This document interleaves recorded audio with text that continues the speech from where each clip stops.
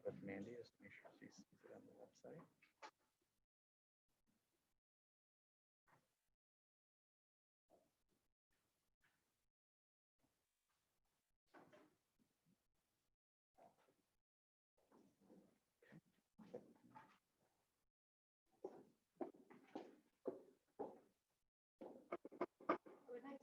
Order the August the 11th meeting of the Churchville-Chili Board of Education. We'll begin with the Pledge of Allegiance. Please stand with me.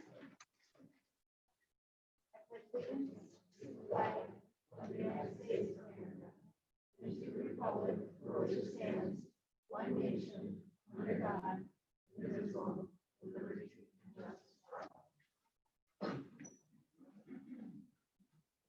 The board did meet with the administrators prior to this meeting for a board retreat, and we had a time of better understanding the district goals and the directives for a 5-year strategic plan.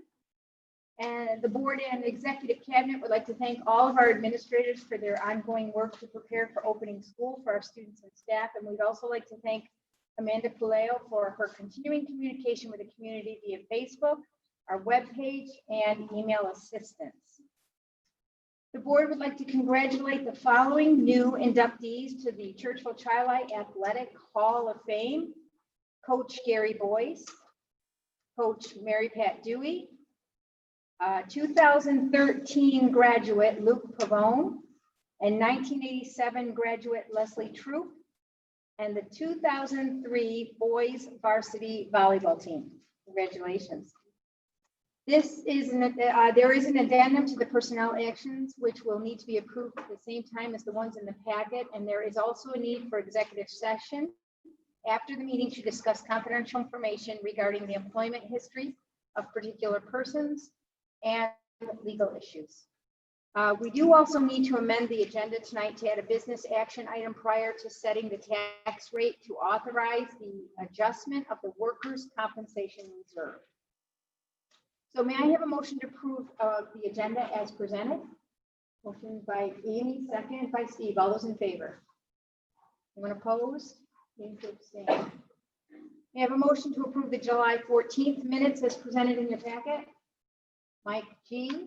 And second by Kathy. All those in favor? Anyone opposed or needing to abstain? Okay. We do have some special presentations tonight. Our breakfast and lunch program, Roberta D'Agostino, is here to present this evening. She's our Director of Nutritional Services. Roberta? Yeah, come on.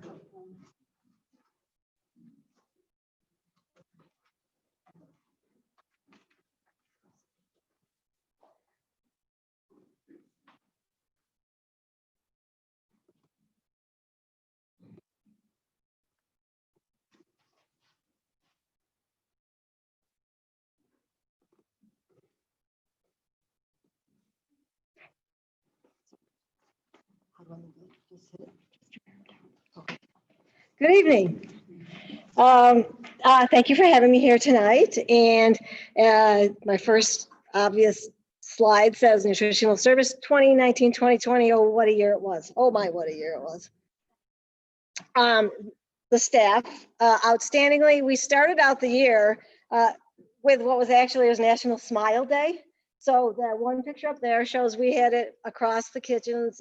We had National Smile Day. So we started the year with a smile and we ended the year with a smile. It just happens to be underneath the mask this year, but that was okay.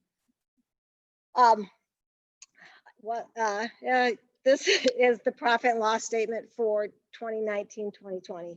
We did suffer a pretty good loss this year with what was expected. March 13th was our last full day of service with the students. And at that point, after that, we went into emergency feeding on March 16th. And we had 3 different sites available where parents came up and lunches and breakfast for the next day were served. We went through a few different changes throughout the first 4 weeks, and then we settled into a nice routine. And it was a $181,000 loss for this year. We will pick it up for next year. Thoughts are going on to improve things. This is just some of the staff and what happened with them. That was our CES kitchen, which no longer looks like that. So that was the staff being socially distant with each other. And over here was our middle school north serving station.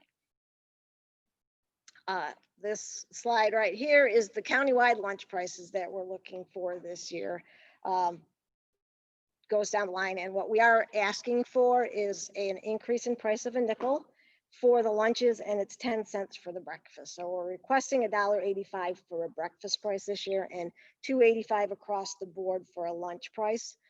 That is the change from the emergency feeding that we did, is that when we do remote feeding starting in September, we are going to be required for payment for any family that is not part of the free and reduced lunch program. So we will be doing a little more accounting and using a little more rosters where we have to verify a student in the building. The parents just can't come up for it. And then a little more of what we did. That was National Pickle Day. So in November, we had National Pickle Day celebration. And that slide over there is our CES fire station feeding that we went into June 1st. And this slide here is just a little bit about the participation that was going on. I did the participation at the end.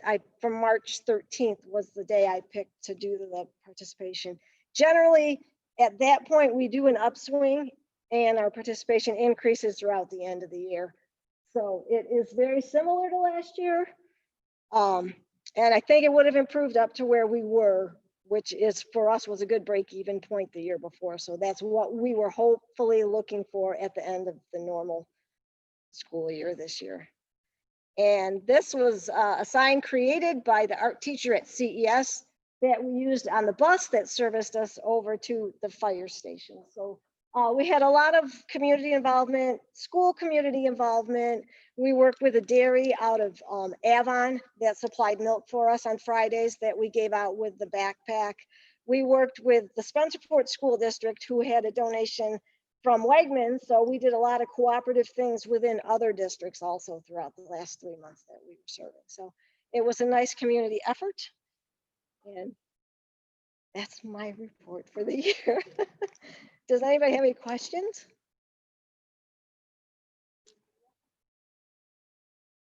Thank you. All right. Thank you. Thank you. Moving on to a reopening discussion, I do want to thank the IT support in the district to provide a live feed for this, and we recognize we probably have some community members that are watching this, and appreciate the administration that is here tonight to give some clarity to the reopening. So let's do that next. Our presentation for reopening. Superintendent Gloria Lucier.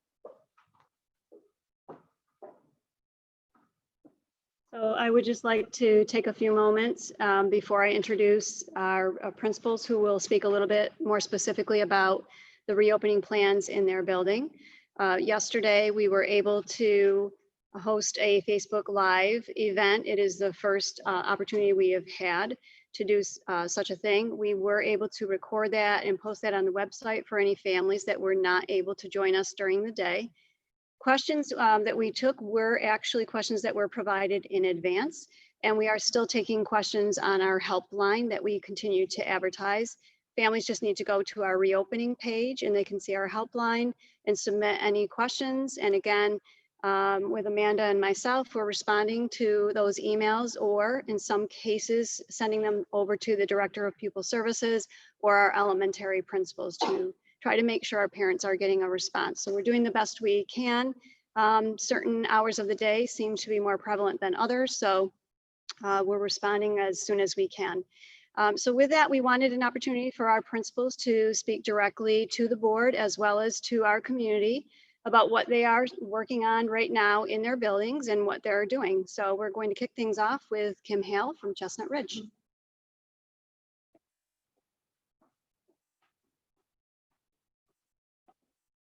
Hello, everybody. The 3 elementary schools are obviously working on a lot of the same things. So I'm going to just share with you some of the big ticket items that we've been working on at Chestnut Ridge and we'll continue working on in these coming weeks. The number one thing has been recently finishing up the moving of furniture within classrooms to taking a lot of furniture out. to make sure that the desks and seating the students can be socially distanced. Moving desks from one room to another room. We had a lot of classrooms at Chestnut Ridge that had tables in them and they weren't all set up for 6 feet of social distancing. So we were moving those tables out and getting appropriate seating in there so that we have the right spacing. We're also creating additional spaces for COVID isolation room and additional staff room, because when the staff is having lunch and they're having their planning periods, they also need some place to go where they are socially distanced.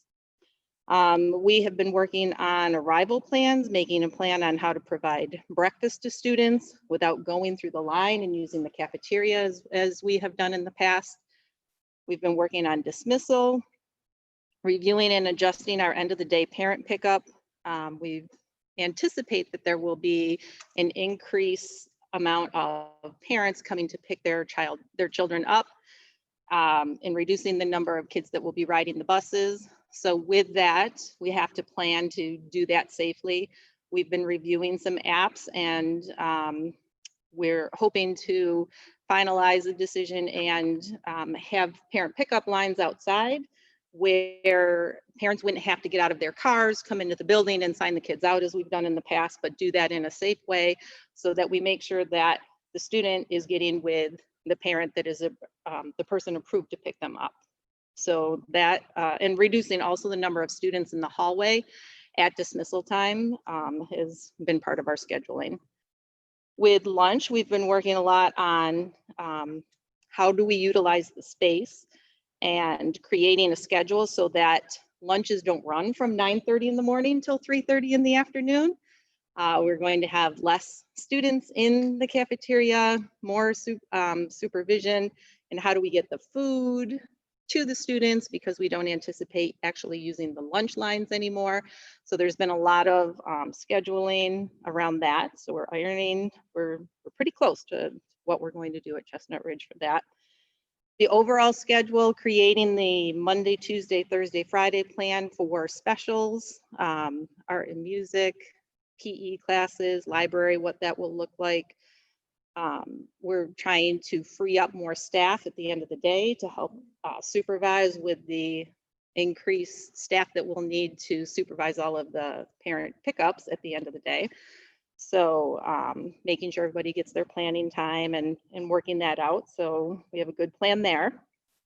Another big ticket item that we're working on is class lists. So for grades 1 through 4, back in the spring, we worked with teachers in developing class lists.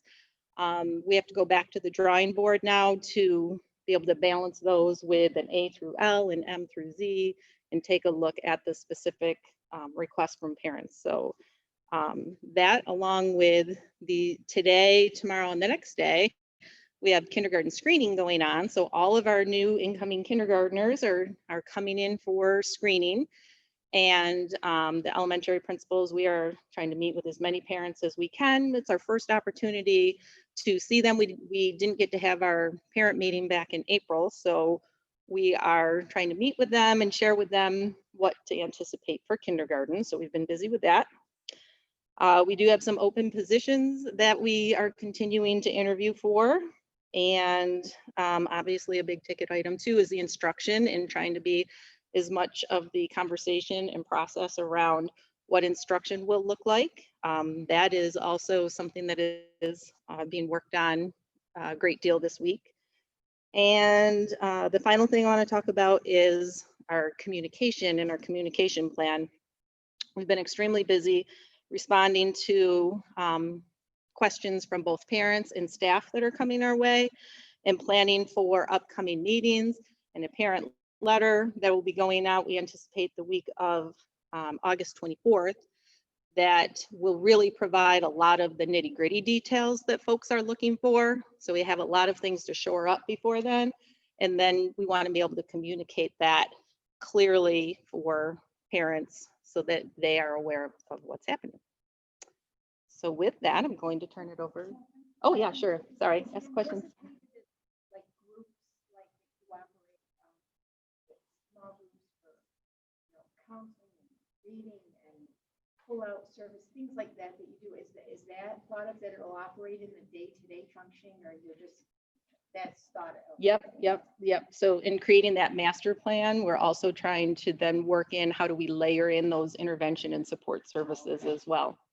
So, and in order to be able to maybe use more of a push-in model so that we're reducing the number of kids that are being pulled out, we have to stagger times throughout the day, like when an ELA block would be taking place, so that we can maximize the reading teacher, the reading specialist that would be pushing into a classroom. Because, for example, we couldn't have all 5 classes teaching reading at the same time, and then having that one person being a part of that literacy block, which is only, typically hour and a half long. So we've got to stagger those things and layer that in. Other questions? All right, so Dave Johnson from, Dave Johnson from Churchville Elementary.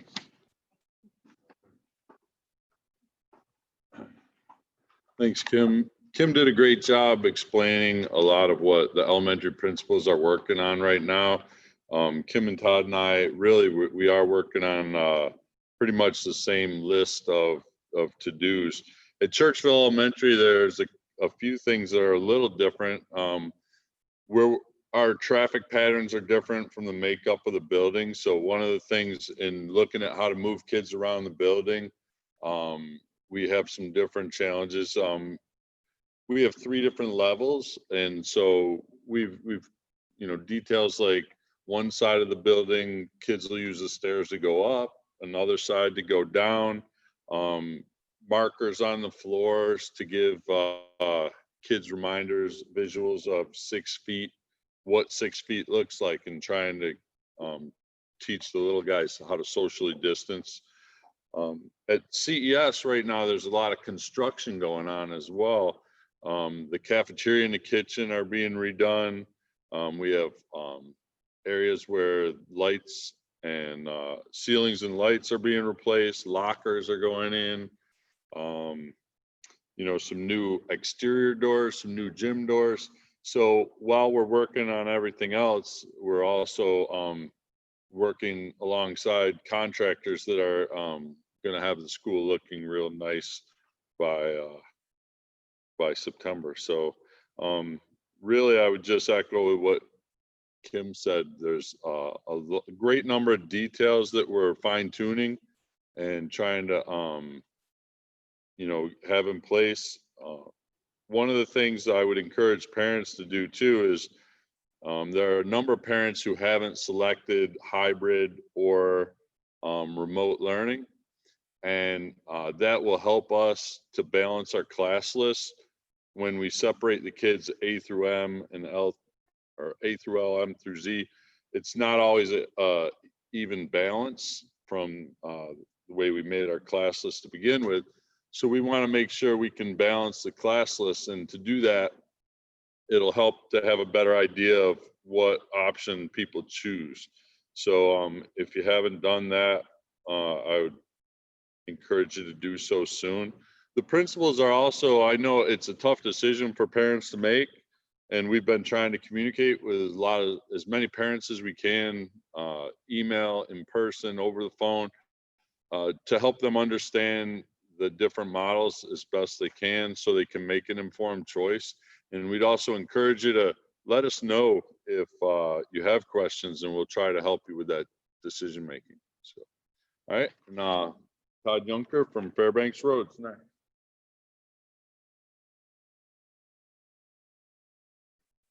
All right, they let me go last here at the elementary level, and many things that Kim had shared, we're all doing in all 3 buildings. The one thing they didn't mention, I've caught both of them playing on their new playgrounds. So they are enjoying the new playgrounds. They are awesome. We've had the advantage of having ours for a full year. So I know that they're really enjoying it, and the kids are going to love the new playground. So thank you for the support with that. Like Kim has mentioned, we're extremely busy with the classroom setup. So our number 1 job at the elementary level is really the safety and the security of children. And that's always been that way. And so there's so much that goes along with that this year, especially with the social distancing is a new trick with that we're trying to work those things out. but also the arrival and dismissal process and how we're going to do that. And especially at Fairbanks, that is a struggle for us because the cars and the buses do interact. So we're trying to be creative and look at ways that we can, safety is first, and make sure that we can do that at the beginning of the day and the end of the day in a safe way. So we are working on that. They mentioned the schedule is a class list. The alpha split does create a new challenge for us. I was looking at one of my grade levels and I had 18 kids in a Monday, Tuesday, and 6 on Thursday, Friday, one of the classes. So we need to change that a little bit, and we're going to be working on those. One of the things too, in all the buildings, all the elementary schools, they're replacing the old water fountains with the new bottled water fountains. So children can be able to refill their water bottles. So we are encouraging students to bring a water bottle, especially wearing a mask for different parts of the day.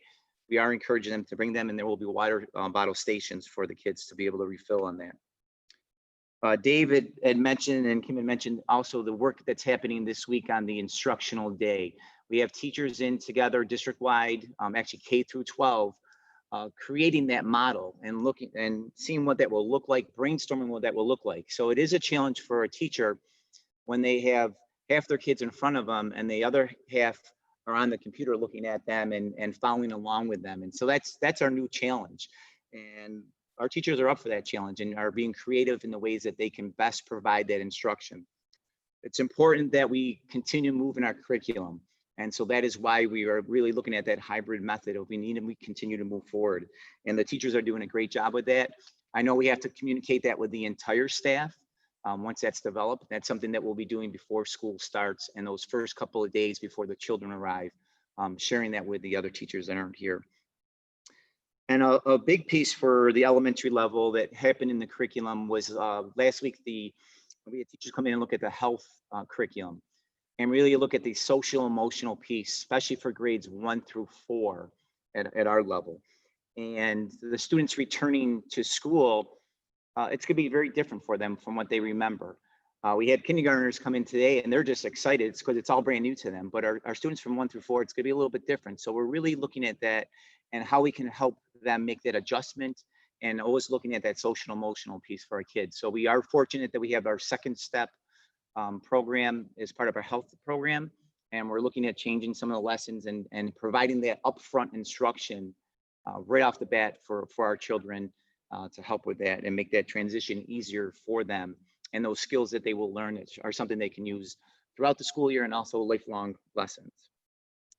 So like I said, as a team, we're constantly talking many times during the day and into the evening and into the night. So, but we thank you for your patience and appreciation. And once again, for parents that are out there listening, if you have any questions, please call us or email us and we will get back to you.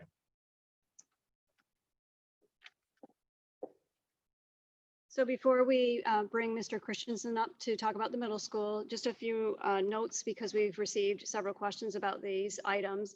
The use of face masks is required in the district, on the buses, anytime a child is moving. Once in the classroom and seated within social distancing protocols, it is up to the teacher's discretion on whether or not the students may remove their masks. The question we've received is from parents who want their child to remain with their face mask throughout. And that certainly is possible. The parents just need to communicate that to the teacher once the teacher's been identified. In addition, for the playgrounds will be used, and we are going to follow the protocol from the Department of Health, which is hand washing prior to playing on the playground and hand washing after. That would follow true also in any circumstances, whether it's elementary, middle, or high with shared equipment, such as a microscope or things of that nature. So again, hand washing could be the use of gloves with the microscope of sorts. But again, at the elementary level, I think that when you find the supply list, you'll see that we're asking students to bring their own supplies rather than a shared community supply as we've done in the past. Also for technology, we are going to issue technology K through 12. Our current 8th through 12th graders have technology already. So again, elementary and middle school will be developing a schedule to prepare to distribute the technology for our students. A couple of parents asked about an insurance policy for the technology, and that information will also be out shortly. So I just wanted to add those in, and then we'll have Mr. Christensen share a little bit more about the middle school.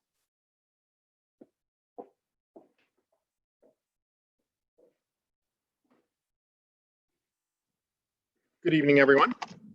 As I was thinking about the last few weeks and the questions that have been getting submitted from parents across the district and staff for that matter, I really thought about them in globally in that they're really asking a question that, what's my child's day going to look like? When I send my kid back to school or whether they're remote, what's my kid's day going to look like? I've been really happy this week. We've had fifth grade orientations each morning. We split up the grade level and we have about 50 parents coming in each morning, meeting with them in the auditorium and then taking them on tours around the building. We set up some classrooms in the fifth grade hallway for them to be able to go in and see what it might look like in a socially distanced classroom. We made sure we show them everything that their kids are going to experience, because their kids are going to experience everything in September instructionally that they experienced in March. So all the courses are there. We have special education supports that we're offering that we offered before. We have G&T supports that are offering. But as I said to the parents in the mornings, we're offering everything we did before, but everything's going to look a little bit different. So top to bottom, as my elementary colleagues just talked about, top to bottom, we're looking at every aspect of what we do, and we're having to rethink it in one way or another. So I always have to remind myself, I'm running a middle school, but I'm also running two buildings at the same time. I have our 5-6 model that is very elementary based, and then we have our 7-8 model that is more of a secondary model. So when parents are asking me, what's my child's schedule going to look like? The first question I have to ask myself is that a 5th, 6th grade student, or is that a 7th, 8th grade student? Because it's a very different answer for what it is that for their child. So if you're a family like the Hogan family, where we're going to have 3 Hogans in the building this year, you can have very different answers and very different experiences for that. So, bear with me on some of these things, but, largely, what we're doing with 5-6 is we're trying to limit the kids' movement as much as possible. So we're going to have them come in, they're going to be in their focus room, they're going to stay in their focus room for the majority of the time. And teachers are going to rotate in to see them instead of the kids rotating to a different classroom to see an art teacher or a health teacher. The exception to that would be phys ed. Kids will have to travel to go to their phys ed class. We are looking top to bottom with the phys ed staff to look at the units that we're going to offer. We're going to be outside as much as we can be throughout the school year. I've been telling parents to make sure, even in the winter months, they might be doing snowshoeing, or they might be doing orienteering or geocaching outside, different activities. We're going to absolutely be making use of that gorgeous new pool when we can get units going over there for all of those. But the feel is going to be just a little bit different as we do these things. We are offering band, chorus, and orchestra. Lessons are going to be remote, but we're working on how to do the ensembles. The rule for those groups is 12 foot. So we're trying to, and I would echo my colleagues in that I think it's really important that parents give us the information around their choices for hybrid or for remote. That choice can make a big difference in how we are able to deliver the ensemble groups for the kids and how frequently we can deliver the ensemble groups in the settings that we have. The schedule itself is going to look very similar to what the 5th and 6th grade schedule looked like last year. In fact, it is identical to how it looked last year from a structure standpoint. They'll follow the same format each day. One difference that we're making for 5th grade for this year is related to the number of teachers that the 5th grade students will have. We decided to keep them in one focus room for all of their core subjects this year instead of the 2 teacher teams that we've had in the past. The reason we did that was learning and listening to families and staff from the springtime. Part of the feedback that we received for the remote, or the at-home learning, we were calling it then, was that for I'll call it the opposite teacher, they had their focus room for ELA and either math or social studies science. And then they had another teacher for the other core discipline area. That group of students that needed to log in, we saw it was much more difficult to get them to log in for the other teacher. They had the relationship was much stronger with their focus room teacher. So we decided this year that for the short term, we were going to go with one focus room teacher for 5th grade. We didn't make that change for 6th grade, and this is why. Again, we're transitioning from an elementary model to a secondary model. I didn't want to have a whole group of 300 6th graders not have a transition into a secondary model. I didn't want to, in other words, I didn't want to set them up from going from one teacher for 4 subjects to 4 or 5 teachers for 4 subjects. I just didn't think that was the right thing to do. So we kept 6th grade the same, but that teacher's going to move. Those teachers will change classrooms when that period comes. So the kids won't move, the teachers will move. Okay. For 7th and 8th grade, and I know Mr. Wilson's going to talk about this for the senior high school 912 as well, we are changing the schedule for 7th and 8th grade. We're moving from full block 80-minute classes to a 40-minute schedule. So they'll have an 8-period day as opposed to a 4-period day. We really felt that looking at the 3 different possibilities, either having everybody in or being full remote or a hybrid, and being able to have flexibility between those 3 models throughout the year, we really felt the move to a 40-minute structure was the smartest thing to do for this coming school year. The 7th and 8th grade students will move. Once you hit 7th grade, they don't all take the same subjects anymore. They have a lot of variation from student to student. So it's really difficult to do cohorts with the secondary students and to have them move. That said, we are looking at courses like FACS, tech, LOTE choices, and we are trying as much as possible to keep those students to their house to limit the exposure.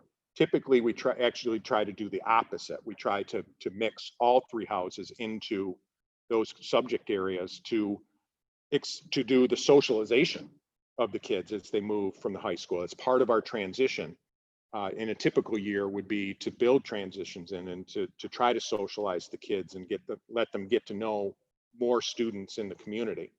This year, we felt it was more important to keep them a little bit more to the cohorts if possible. We're still looking at the drop-off procedures in the morning and the arrival and dismissal in the afternoon, just like the elementary, and we're working on that process. We're looking at the same apps to be able to help us with that for students. That's a big change for us as well. You know, and the big thing that I've been saying to the parents in the mornings is it's what we're doing when kids are not here is very different than what we were going for in the springtime.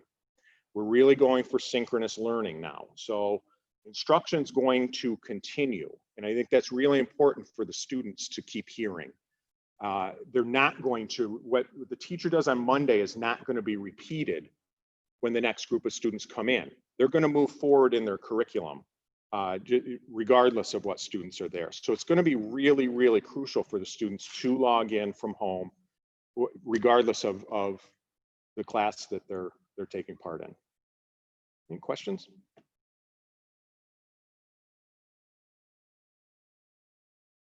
Okay, thank you.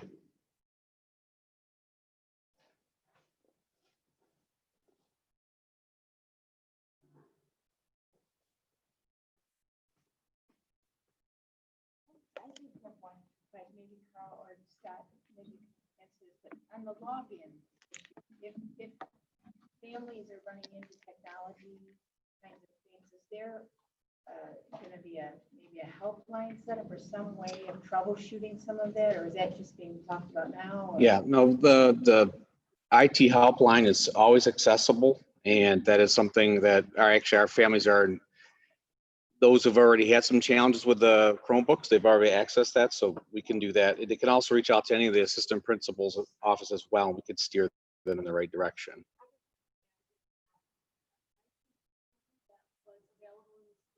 Will be available again in the fall, and there is helpline through 7 p.m. Monday through Thursday. So we will add, again, they'll have a phone number accessible as well as an email. And those individuals will have a little bit of a later day to pick up that time frame for families who are doing that after work. So here to speak about the high school and our planning efforts.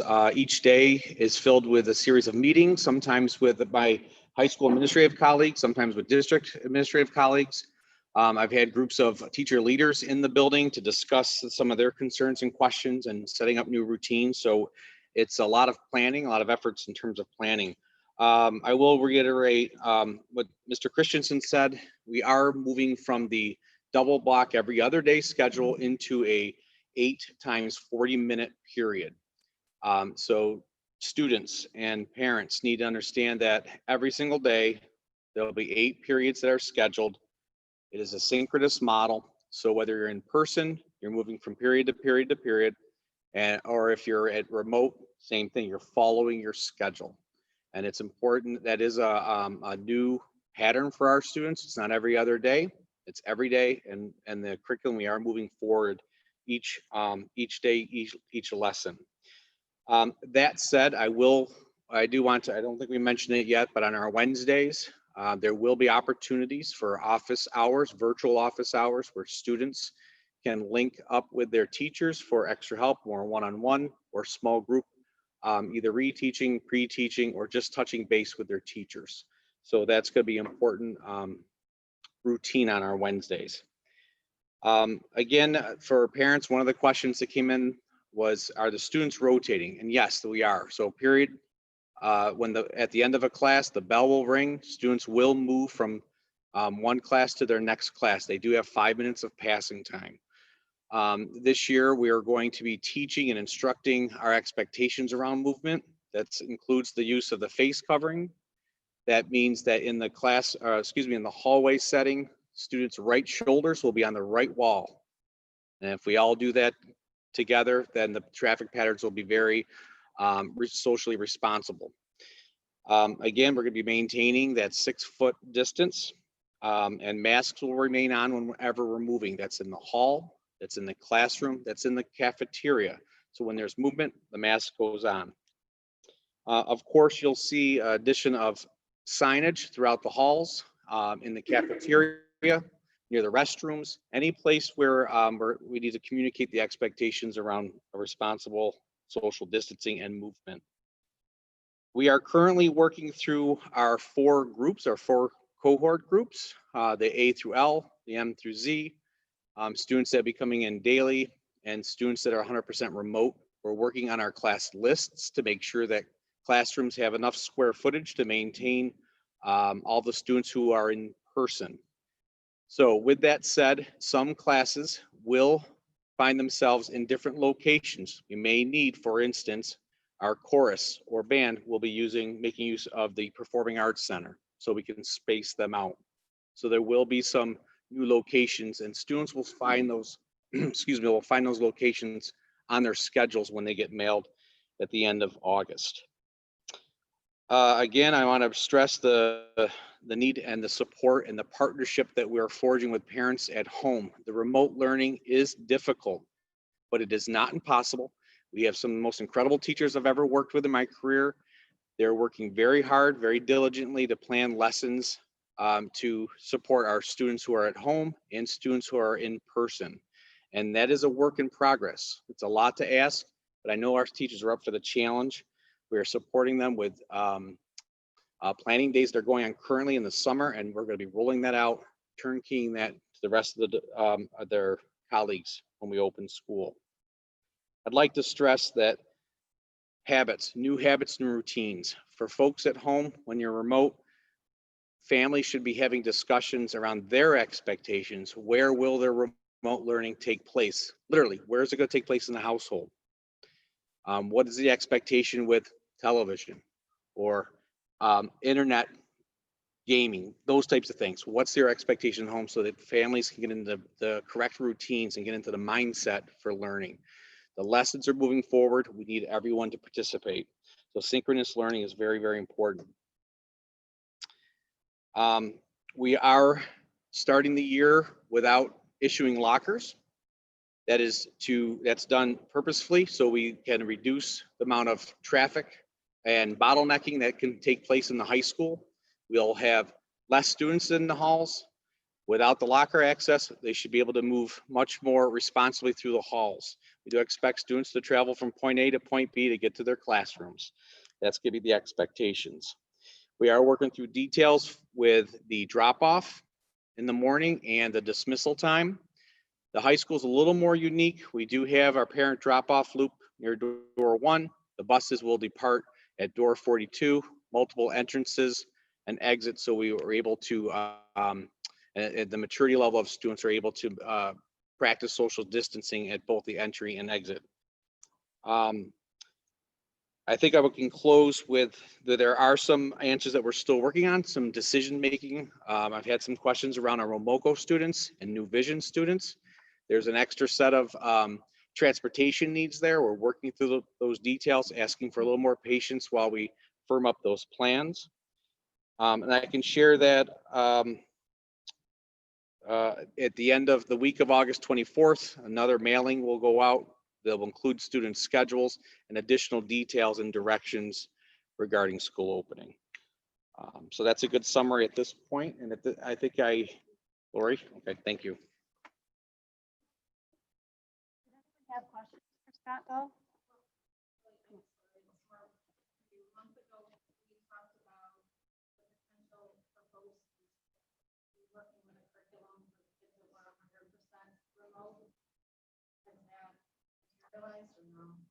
At the, for Womoco? No. BOCES was working on like the K-12 curriculum to help support districts with remote. For remote learning, Kids who were 100% remote. right?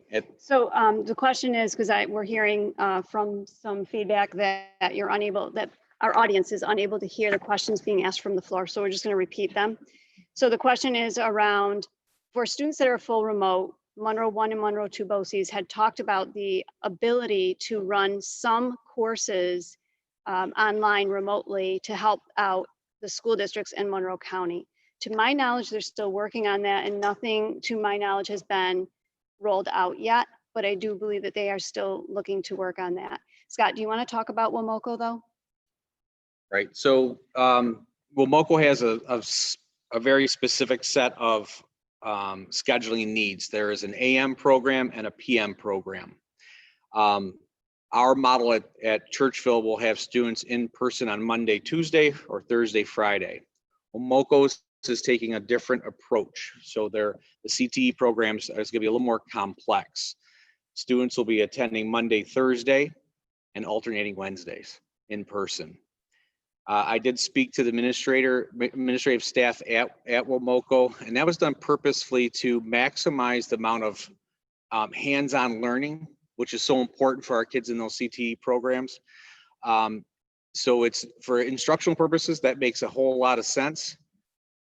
For transportation and some logistics, it presents some challenges for us, which we're working through now. So we're hoping that in the days ahead, we'll have that all sorted out so we can get the information to our transportation center and to families. They are expanding the students that are able to drive and park on site over there, which will help eliminate some of the congestion on buses. But there's a lot of details and we're literally taking it down to the student, each of our students, looking at their schedules, their needs, whether they're remote, whether they're in person. And we have to do that student by student. So it's quite a chore in front of us. Mr. Colabufo is looking forward to working together on that. So, okay, thank you. So just a clarification of some other questions that were asked that our audience could not necessarily hear being live streamed. So one of the questions that Dr. Repass asked our elementary principal was in regard to, will small group intervention and counseling services continue? To which then the response was given that yes, we're working on schedules right now. We're working how to stagger that to make sure that we're maximizing the time in the classroom and trying to determine whether those will be a push-in model or a pull-out model. So that was a question. A different question that was asked was in regard to the IT technology support for families after the regular school day. And I had shared that Derek Vandenhandel, our Director of IT Services, is looking to expand his staff into the evening hours. In the spring, we had a technology helpline and a phone number for families to reach out to. Those will be reinstated. And again, trying to keep on that phone line and email correspondence through 7 p.m. at minimum, Monday, Tuesday, Wednesday, Thursday, once school is in session. We probably will start a little bit earlier since families will need to pick up their devices a little bit sooner than the beginning of the year. I just wanted to mention a few more items. We are continuing to look at homework now that grades 7 through 12 have switched to all courses on one day. There is a lot of concern from our families that they're going to be either remote all day or in person all day, and how much homework for every course can be expected. So we are looking to minimize that amount of homework, but we have not landed on that decision yet. So that is forthcoming. Also, I'd like to have Mrs. Neal come forward, who is our Director of PPS, to talk a little bit about students with disabilities and related services. And then we'll ask some of our other district personnel to come forward and talk about some staffing, about safety and healthy, safe and healthy environments, and also Mr. Bosco to talk a little bit more about the instructional work that's going on. So Mrs. Neal.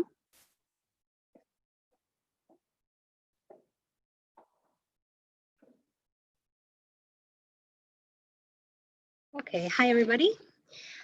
So as you know, PPS deals with a variety of different things. We not only manage all the special education programs and supports in the district, but also 504. We also do McKinney-Vento, which is our homelessness. We also do all of our homeschooling.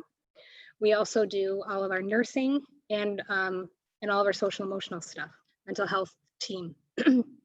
So as you can imagine, there has been a variety of questions from a variety of different areas. So I just wanted to highlight a few things that we've noticed as continued questions that parents have asked. So one of the things that we have in our plan is that students with disabilities who have IEPs, some of them will be able to receive programming 4 days a week, while others will receive programming 2 days a week. So our special class kids, we have 12-1-1 classes at two of our elementary buildings. We have 3 classes. We also have 12-1-1 in our middle school and in our high school. Those students have more significant cognitive difficulties, achievement difficulties, perhaps behavioral difficulties that require them to be in a special class. So they will be here on Monday, Tuesday, Thursday, Friday. In addition, we have 15-1, which is at the middle school. No, it's at the high school and at the middle school for 5-6. So those students will also be coming 4 days a week. There are some kids who have a mix of special class and consultant teacher services. Those students will be allowed to come 4 days a week as well as our kids who have one-to-one aides. So we have approximately 8 students who have one-to-one aides. Those students will be able to attend 4 days a week as well. So the rationale behind that is that we have special classes that allow for social distancing with the number of students that are enrolled in that class, and the students will not move from class to class. Students who are in an integrated co-teaching class or consultant teacher class, the social distancing requirements that are in the guidance do not allow for all of them to come 4 days a week. As far as related services, we're going to provide related services in person and remotely, depending on the parent's preference and the style that the child is used to. If a student is all remote, but the parent wants their related services to be in person, we can do that as long as the parent is able to transport. So otherwise, it would be remotely. If a student has Monday and Tuesday that they're here, it's possible that Thursday and Friday, parents could bring them in to do some related services at that time, so as to not miss instruction during the times that they're here, during the in-person time.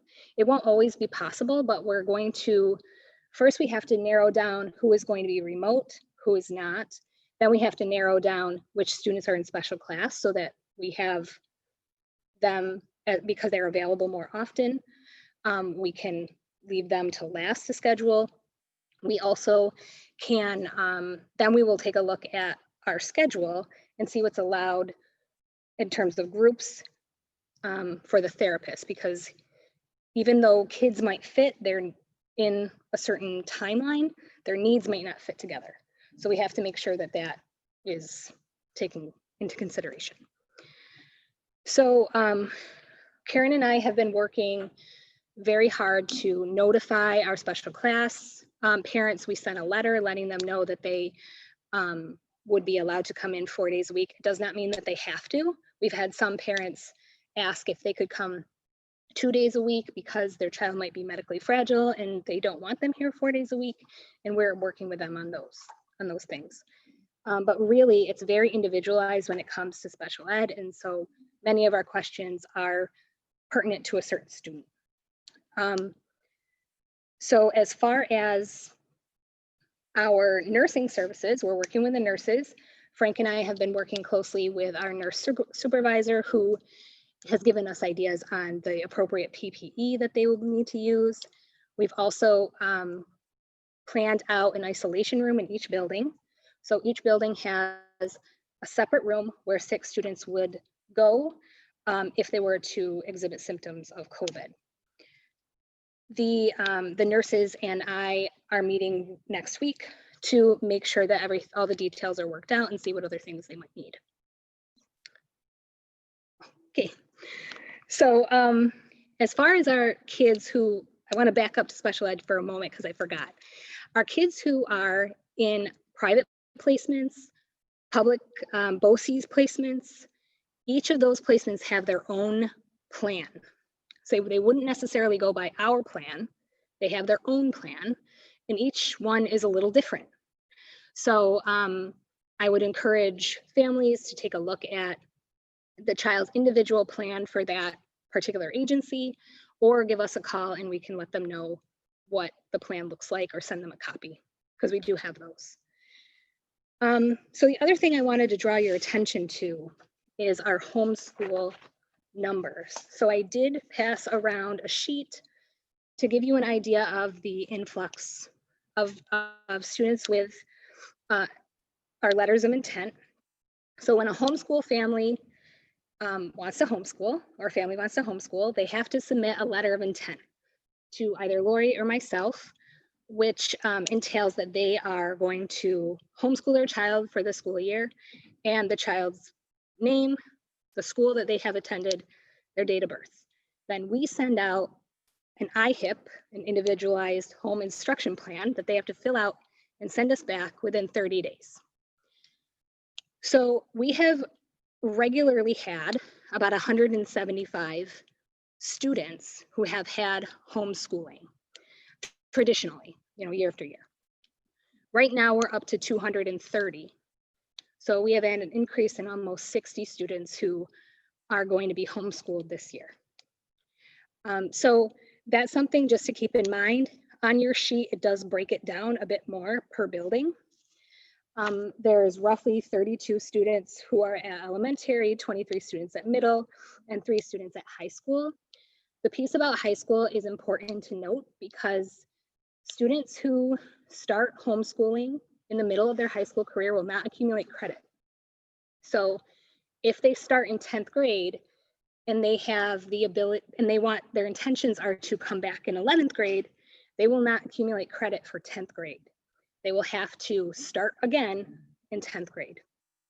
Okay, so I just want to make sure that that is something you are aware of as well. So we are still watching the numbers. This was at 1 o'clock today. We get them hourly lately, so we get different emails hourly. So this is just the most up-to-date information we have right now.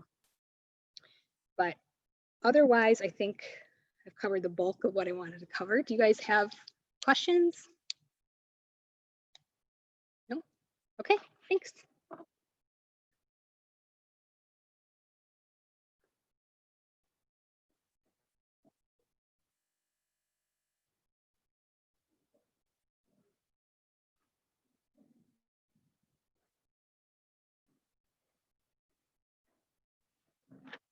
Okay, good evening. I'm Frank Nardone, Assistant Superintendent for Business Services. So I'd just like to point out some non-instructional areas and things that we're doing, or purchasing, I should say. Number one, PPE equipment. That's personal protective equipment. We've ordered a mask for every student, a washable mask for every student and staff member, and a lanyard. So this way students can have their mask on a lanyard. So if they have to take it off for lunch, when they take it off for lunch, they don't have to sit it down on a table so that it falls on the floor or so forth. So we'll be providing that with the Churchville-Chili logo on it for each of the children as well as the staff. We have gloves, numerous amounts of gloves that will be throughout the district. Sanitizing solutions, both for hands as well as hard surfaces that will be located in each classroom, in addition to what the cleaners use each and every evening. We've ordered gowns. Our nurses will be wearing gowns when they have to service certain kids, depending on the situation and so forth. And we'll have other gowns available should a staff member need one or so forth. Thermometers. We're not taking temperatures because we're doing the attestation of each children and staff member prior to coming to school, but we do have handheld thermometers that will be available to the nurses and to spot check occasionally in different areas, or if a student comes to the nurse's office and isn't feeling well. We're purchasing polycarbonate shields. We're locating those in the public access areas, for instance, each receptionist area of each building, secretaries, and we'll have some other ones available should we need them in a classroom as well. Face shields. We are ordering numerous face shields, goggles. In some situations, goggles would be required. We are ordering those. We've also ordered for the secondary level, grade 7-12, large sheets of paper, size 18 by 24, that there'll be an inventory in each classroom, and the kids can put the sheet on their desk, tape it down. We'll supply plenty of tape. This way, when they leave that classroom, they'll discard that tape, or the paper. And this avoids having to sanitize that desk each and every time, since those kids are moving quite a bit during the day. In the elementary level, since the kids stay in that same room all day, we don't see the need for that. We might put some in there if some of the kids have to eat in the classroom in the elementary level. So that's yet to be determined.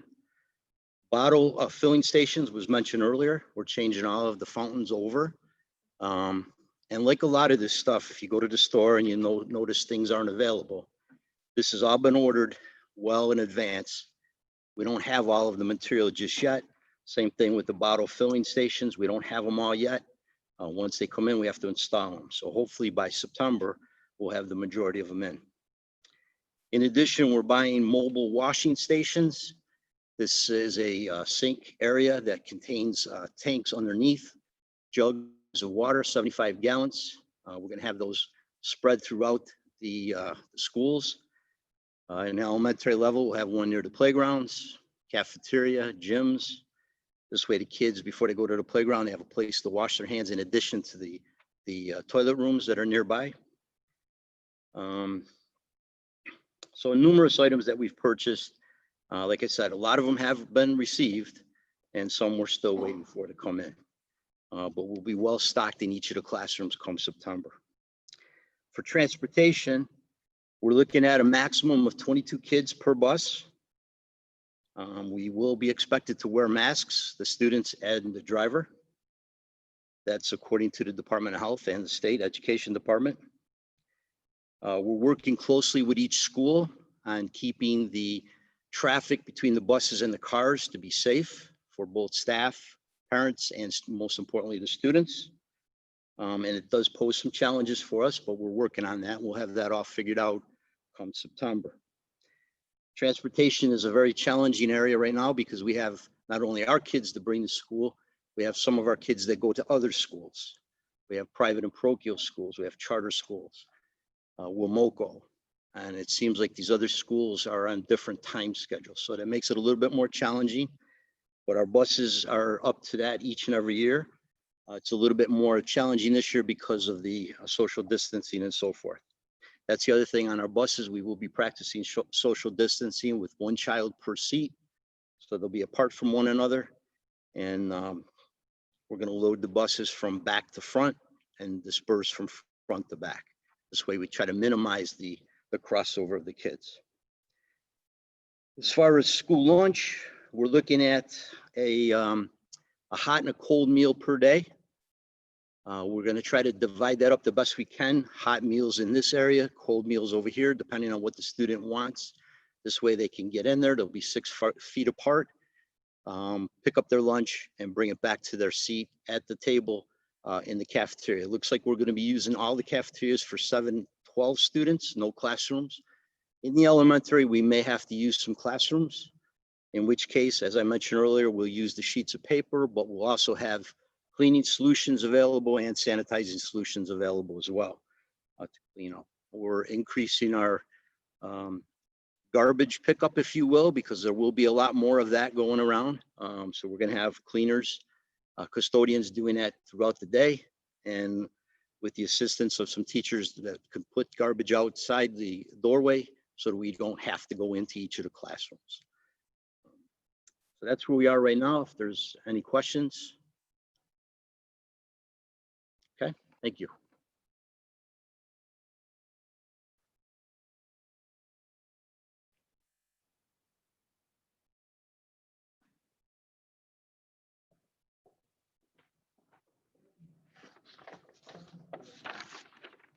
The batteries are dying, but just the microphone is picking up for the video. Okay. Good evening. My name is Julio Bosco. I'm the Assistant Superintendent for Instruction. First, I want to start by thanking the folks in my office, in the Office of Instruction, including Sue Witter, our Director of Curriculum and Professional Development, and for all the work that she's been doing in the last couple of months. Also for a thank you to our instructional coaches and instructional leaders, and of course our building administrators for all the work everyone's been doing the last couple of months, and also to our families and our students for their ability to help us out in the spring with all the instruction that was going on. So thank you. A couple of things that from the Office of Instruction to just piggyback on all that you've heard this evening that's going on at the building levels. At the district level, we are continuing to work very closely with each of the building administrators and all of our teachers. We began really this journey of preparing for September back in the spring, working with our administrators and instructional leaders to really start to assess what some of the gaps may be instructionally, and starting to create plans on identifying and prioritizing which standards we would need to focus on in the coming year. We also, over the summer, worked with all of our writers, our curriculum writers, to make sure that we were prioritizing standards, making sure that they also were thinking about formative assessments that could be utilized during instruction, and also keeping in mind the work that we're doing with cultural responsiveness for all of our students. And really the key in all of that work was remembering to be as flexible and as adaptable as possible in everything we're doing. And again, thank you to all of the folks who were involved in that curriculum writing this summer. As you heard earlier from principals, we're in the process of working with instructors right now on what the hybrid model should look like, what the delivery of instruction should look like. And again, the word flexibility is the word that we're using. So whether the child is here in school or working remotely, we want that to be as smooth as possible. So those are the plans that we're aggressively trying to put in place for September. Just a couple of things that I know I've seen a couple of questions regarding intervention services.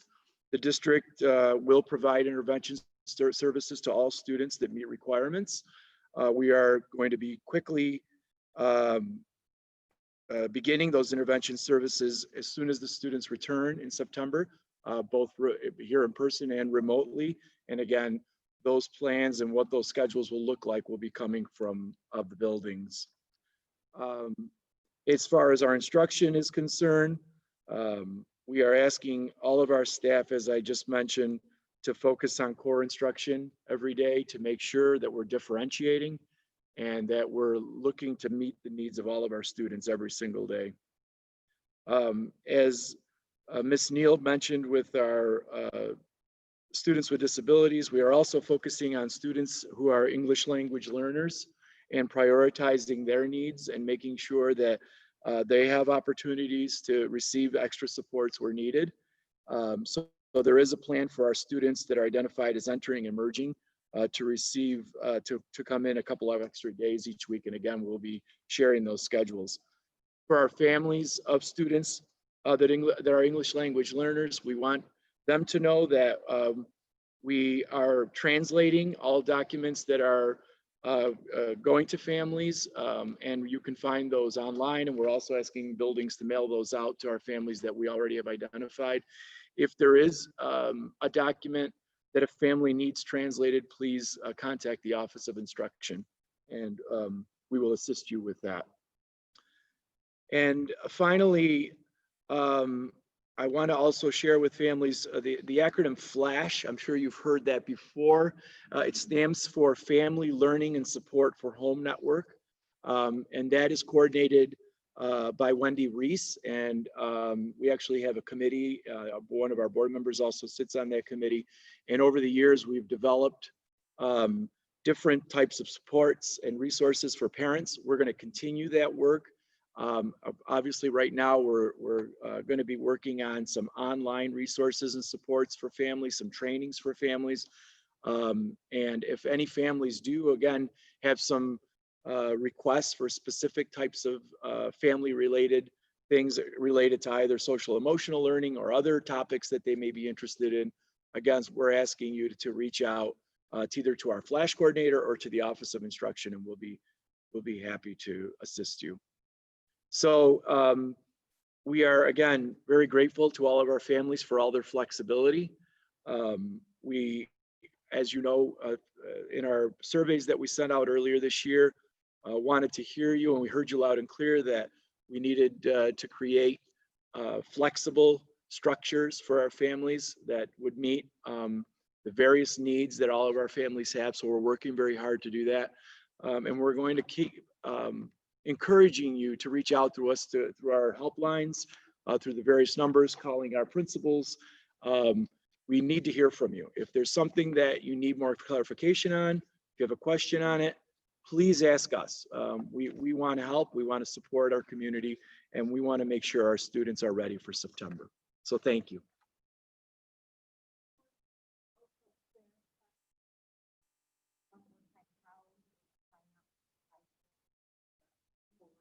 I know we put that out there, but could you just go over that one more Sure. time? Because I think some families might think the link is gone or the way to do it is gone. But That is correct.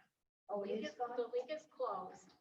So parents are now asked to contact their buildings to let them know. Okay, what maybe the- just clarify that. So for the question being asked by Dr. Repass is for those families who did not submit by, I believe earlier today, the submission line was actually closed so that we could turn over that data to our principals so that they could start grouping and sorting all of the students and getting their class lists, as they've already spoken about, accomplished. So at this point, if you have not submitted yet, we're asking that you contact your child's principal directly to be able to provide them, or they will be contacting you, because if your child's name is not on the list, we're not going to make an assumption of your choice. We're going to contact you to ask you for your choice. So hopefully that clarifies that. So I just wanted to have an opportunity to speak a little bit about athletics and physical education, and also music, art, and extracurriculars. So I'm going to ask Mr. Murray and Mr. Smith to come forward, and they'll kind of share that information together. And then Mr. Vito, our Assistant Superintendent for Human Resources, will kind of wrap things up, talk a little bit about other things that are happening now in regard to the human resource field.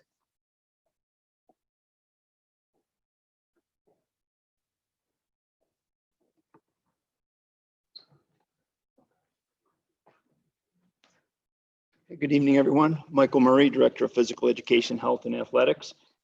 Just I guess a brief update, and I'll take any questions.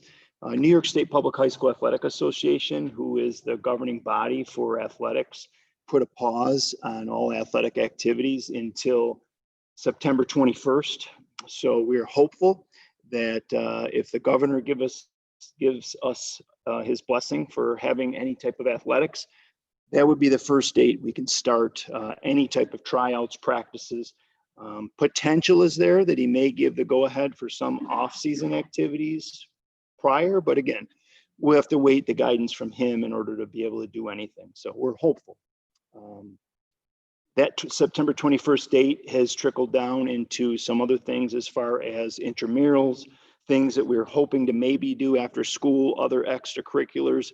We're also going to put those off till a minimum of September 21st and see how the start of the school year goes and see where we can go from there. The principals talked a bit about physical education. I'll just add a little bit to that in the sense that we have to keep a 12-foot distancing in physical education anytime students are breathing heavy or performing something that's aerobic in nature. So that doesn't mean they have to be 12 feet at all times. But if we move to activities where there is aerobic or heavy breathing going on, we'll have to maintain that distance. So I've already taken the square footage of all of our athletic areas, phys ed areas, and trying to piece out how many students we can fit in any given area. I think it was Mr. Christensen that mentioned, we're going to try to be outside as often as possible and hope to spread everyone out as best we can. I guess that's a brief update, unless anybody has any questions in my area. Okay.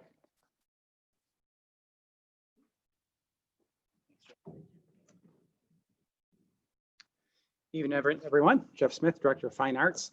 To reiterate what Mike had said with extracurriculars, obviously, I think universally we're looking at that September 21st date that's set for athletics as a date that we're going to examine other extracurricular activities, performing, non-performing, just to determine how we're going to move forward.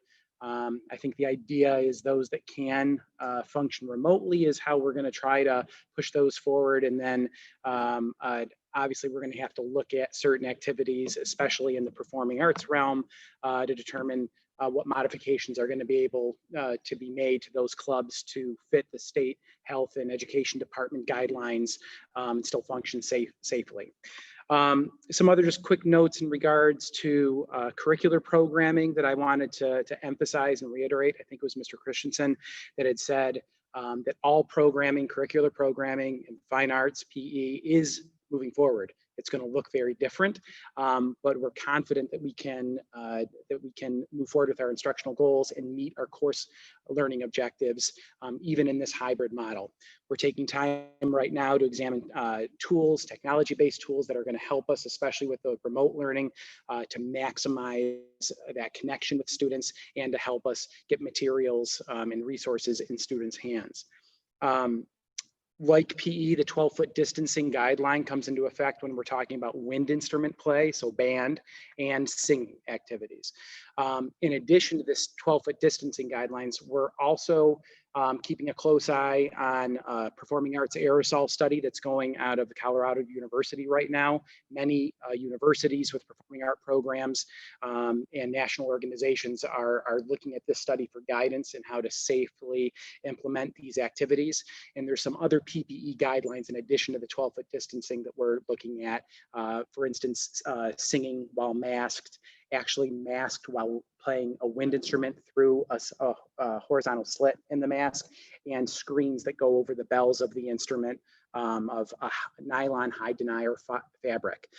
So the teachers have done an outstanding job in our conversations, researching and developing prototypes for pretty inexpensive that we can develop here in-house. And these are just some of the other things that we're looking at to help us move forward with those activities in a safe manner.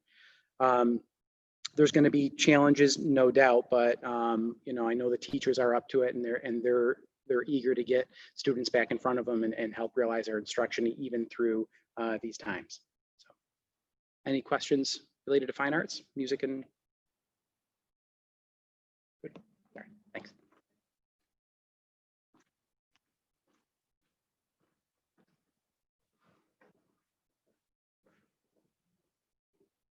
Good evening. So Larry Vito from the Office of Human Resources. We have approximately 700 employees here in the school district. So normally this time of the school year, we're very busy with hiring, getting ready for September. But we've also been busy too, sharing information. I feel like I'm an expert now on the Families First Coronavirus Response Act. Been getting a lot of questions. Basically, that leave provides additional expanded paid sick and family leave related to coronavirus. So we've had about 25 staff inquiries asking about the leave. Most of those questions are related to childcare issues that our staff are running into, that they may not have childcare available for their own children. So there is an application process, and if staff does qualify, they're eligible for up to 2/3 of their pay while out on leave, and they can apply for up to 12 weeks of leave, and eligibility is up through December 31st of 2020. So far up to date, we have just 2 staff that have applied and have been granted leave. But we have several that are contemplating the leave right now. We're also dealing with some staff that may have some health challenges that may prevent them from returning. And then we've been communicating to staff if they're traveling, especially as we get towards the end of August, Labor Day weekend. We're advising them to be aware of those states that have that mandatory 14-day quarantine upon return to New York, because we'd like all our staff back here fully for the beginning of school. So that's just another reminder about that. Also, in preparation for school with the hybrid model and most students not being here on Wednesdays, we are going to be shifting some staff hours for some support staff positions. So over the next couple weeks, we're going to be communicating to all of our support staff, 10-month staff, if they're going to be impacted, because we're really trying to tailor our staffing around the uniqueness of what it's going to look like. So knowing that we're going to need some extra help at arrival, dismissal with the buses, and also some changes with lunches, we're shifting some hours to best utilize our staff. And on Wednesdays, when there's virtually no students here, we will lessen hours on Wednesdays for some of that staff. And once again, that's support staff, that's not teachers. And then the last thing I wanted to point out, I'd be remiss if I didn't plug for a couple positions we're still hiring for. We need several teaching assistants for the fall. We're also looking for bus drivers. Both of those positions have excellent benefits. And then we're also looking for several lunch monitors too. That's a part-time position also. So with that, I'll take any questions. Okay, thank you. So I just have a few items to wrap up, and this will be the conclusion of our reopening discussion. Some of the questions related to childcare. We are working with the YMCA. They do want to continue their morning wrap and afternoon wraparound programs at our elementary schools. So we are welcoming them back. They do have certification from the Office of Child and Family Services. We are also looking to partner with them along with Pierce and other local childcare agencies to assist them with access to internet service, especially if they're going to have school-aged children. So we will send more information out as we learn more once we meet with all of those agencies. As Larry mentioned in regard to the restricted states, we would ask the same of our families, that if you are traveling to any of those restricted states, that your children, if you selected hybrid, that you would need to wait the 14-day quarantine period before sending your child back. I believe that one of the elementary principals mentioned the app that we will be using for the Pick My Kid, I believe it's called. And so on that app for K-12, we will be asking families to submit a morning attestation, taking a look at their temperature and other COVID symptoms. So more information will be forthcoming about that as well. Our staff will be completing their attestation via district email that will go out at 4 a.m. every morning. The last comment I have is in regard to contact tracing and quarantining. So we will follow the guidance of the Department of Health. If any child or staff member exhibits a fever along with related symptoms, we will notify the health department. Of course, we will notify our families first, and our families will pick up their children. But we do have to report that, and then we will follow the guidance of the agency. The questions that are coming to us are in regard to the quarantine. And in order for us to answer that question, we have to have the guidance of the Department of Health. So what we can say for sure is if you have a fever, you have to go and get a COVID test. And in order to return, it needs to be negative. If you are quarantining and the Department of Health is just saying to self-quarantine for 14 days or whatever the number of days is, then there would not need to be that COVID testing before returning. But again, we will take our guidance and lead from the Department of Health, Monroe County Department of Health. So again, I know that a lot of families have a lot of questions around that. And unfortunately, I don't have every detail until we tell the county what the situation is. So again, we'll continue to communicate as best we can. So I don't know if there might be any additional questions while all of our administrative team is here from the Board of Education.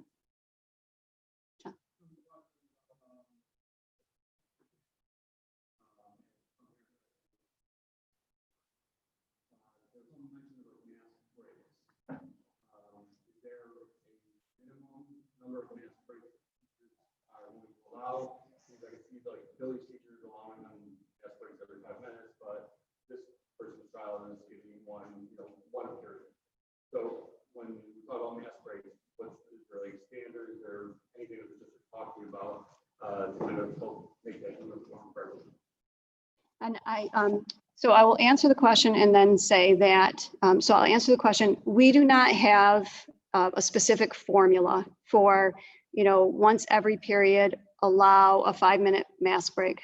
However, with that being said, we are saying students do need a mask break, and it is the teacher's discretion. So if they're in an activity where they're moving or they're in a closer group because they are doing a lab or they're doing a guided reading lesson or they're in a counseling session, obviously at that point, then that teacher is not going to allow that mask break. However, in the classroom, when socially distanced, as all of you are here tonight, then the teacher will be able to say to the students, you may remove your mask. I do think that on our first day back with staff on that Tuesday, we have the 2 days together, Tuesday and Wednesday, before students begin on Thursday, that principals will be talking to with their staff to try to get some similarity so that doesn't happen.